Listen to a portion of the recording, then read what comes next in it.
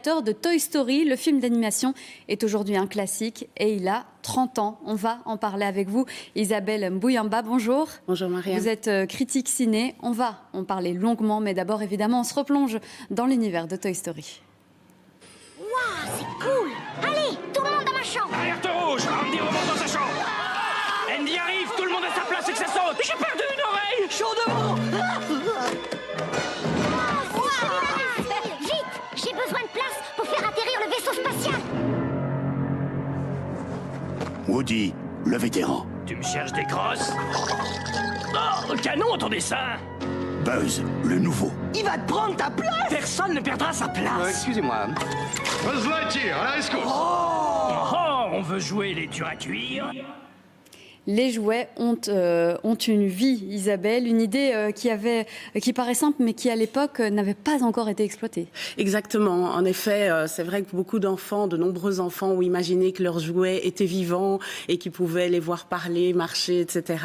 Mais effectivement, ça n'avait jamais été exploité dans un long métrage. Et donc, c'est vrai que Pixar s'est dit pourquoi pas. Ils se sont d'ailleurs inspirés du réalisateur John Lasseter, qui avait une relation particulière avec ses jouets, particulièrement G.I. Joe, et ils se sont dit pourquoi ne pas en faire un film. Et qu'est-ce qui marche? La trame narrative? Exactement. Donc dans cette trame narrative, en fait, on y retrouve énormément d'émotions, de valeurs telles que l'amour, l'amitié, mais aussi la solidarité, la persévérance. Et donc en fait, ce sont des émotions, des valeurs qui parlent à tout un chacun et dans lesquelles on peut s'identifier. Ça permet aussi aux gens de sentir que finalement les jouets aussi peuvent avoir des valeurs humaines. Et les producteurs étaient inquiets à la sortie du film. Ils ne savaient pas trop ce que ça allait donner. Est-ce que le public allait adhérer ou non?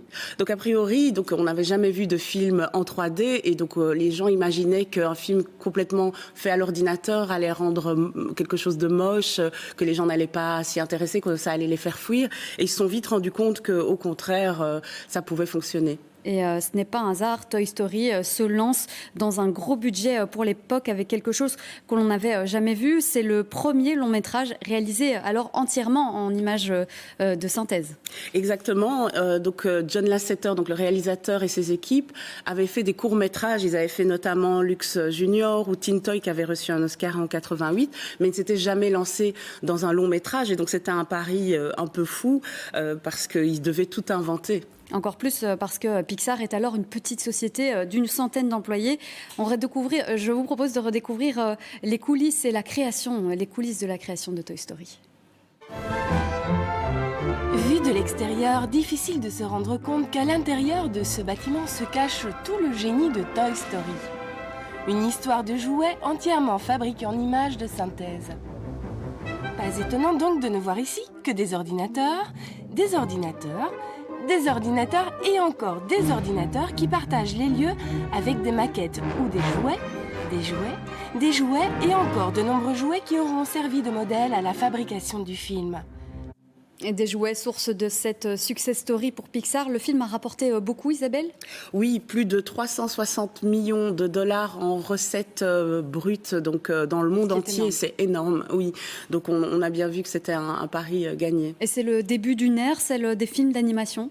Exactement, donc Pixar a ouvert la voie. On s'est rendu compte que finalement, le film d'animation, c'était un langage et que ça pouvait rapporter gros. Et donc du coup, ce que Pixar a mis en place grâce à Toy Story, c'est que effectivement ça marche, le public est au rendez-vous. Et Pixar devient vraiment un nom.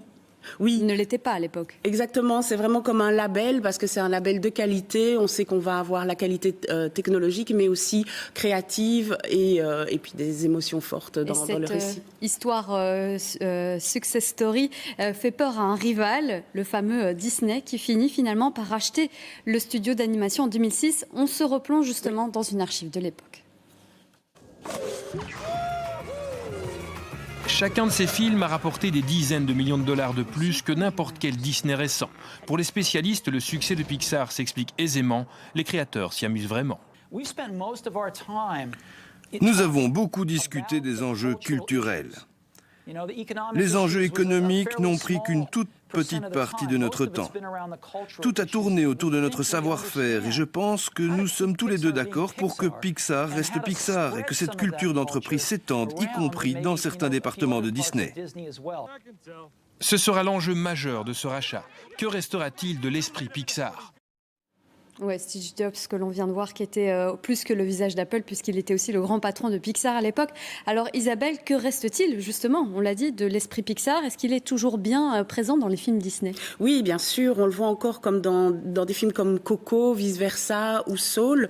En fait, on aborde des thèmes forts, philosophiques, parfois spirituels, mais toujours racontés de façon très accessible. Et donc on peut aborder des thèmes comme la mort, la mémoire ou le sens de la vie, mais le public est toujours au rendez-vous. Et les dessins animés ne cessent d'évoluer. Après la révolution Pixar, place aujourd'hui au live action, vraiment de la technologie avec des effets spéciaux. Est-ce que ça ne menace pas finalement le film d'animation comme créé par Pixar? Non, pas du tout. En fait, les deux peuvent coexister et font appel à des choses différentes. Et on se rend compte que l'animation, ça reste un espace de liberté, de poésie, comme par exemple avec Ratatouille ou Wall-E.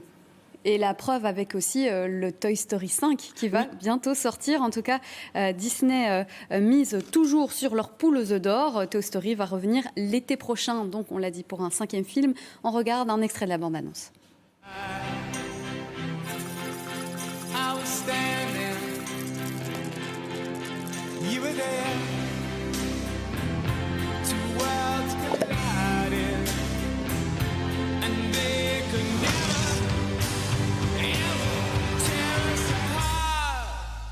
Merci, merci, merci.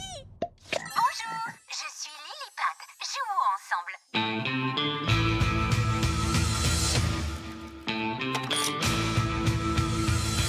Et oui, la terreur de la tablette pour enfants, l'arrivée de la technologie dans une Toy Story, la preuve que les créateurs s'adaptent continuellement.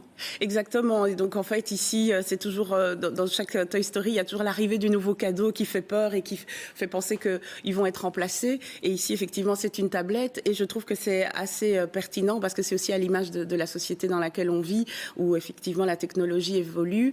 Et chez Pixar, en fait, la créativité reste très importante. Donc, je pense que ce 5e opus va expliquer comment la technologie reste au service de l'homme et pas l'inverse. Alors 5 films, c'est énorme. On ne s'en lasse pas, Toy Story? Non, pas du tout. Les jeunes et les moins jeunes continuent de regarder ça avec nostalgie. Et donc ce 5e va aussi permettre aux gens de renouer avec leurs amis d'enfance. Et ici, ils ont utilisé la chanson d'In Excess, Never Tear Us Apart, qu'on pourrait traduire par Rien ne pourra jamais nous séparer. Donc voilà, c'est pour dire à quel point il y a une connexion entre Toy Story et le public. Eh bien, on verra s'il répondra aux attentes du public. Merci Isabelle Bouillamba d'avoir été avec nous sur ce plateau. Et je voudrais aussi remercier Sophie Lortiwar pour son aide dans la préparation.